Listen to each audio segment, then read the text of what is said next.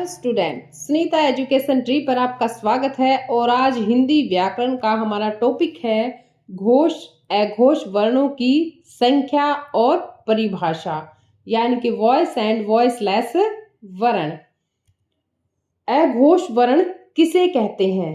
अघोष वर्ण वे वर्ण होते हैं जिनके उच्चारण से गले में कंपन नहीं होता है, उन्हें अघोष वर्ण कहते हैं।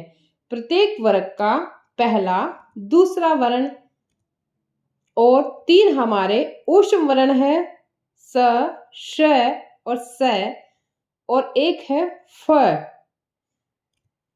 अघोष वर्णों की संख्या 13 है। क्यों? क्योंकि फ जो है ये हिंदी वर्णमाला में आगत वर्ण कहलाता है, दूसरी भाषाओं से आया हुआ वर्ण है ये, इसलिए इसे संख्या में नहीं गिना जाता है। नेक्स्ट हमारा घोष वर्ण किसे कहते हैं?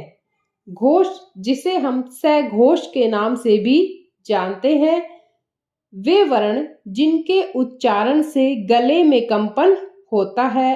अघोष में कंपन नहीं होता था, यहाँ पर कंपन होता है, उन्हें घोष वर्ण कहते हैं।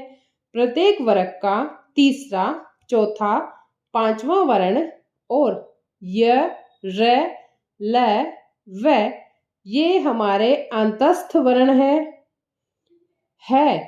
है जो है हमारा ऊष्म वर्ण है। 3 ऊष्म वर्ण यानी कि तीनों स जो है वो हमारे अघोष के अंतर्गत गिने जाते हैं और है घोष वर्ण में आता है।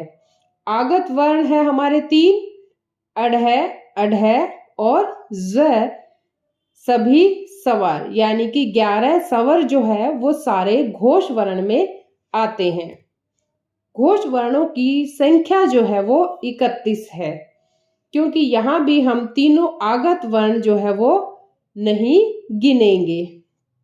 अघोष वर्णों की संख्या 13 थी, वन जो था ये आगे लगा हुआ था, और घोष वर्णों की संख्या 31 है। अब ये घोष और अघोष किसके भेद हैं? तो स्वर तंत्रियों की स्थिति के आधार पर वर्णों के 2 भेद होते हैं, घोष और अघोष, जिन्हें हम सवन विज्ञान और सवनिम विज्ञान के नाम से भी जानते हैं।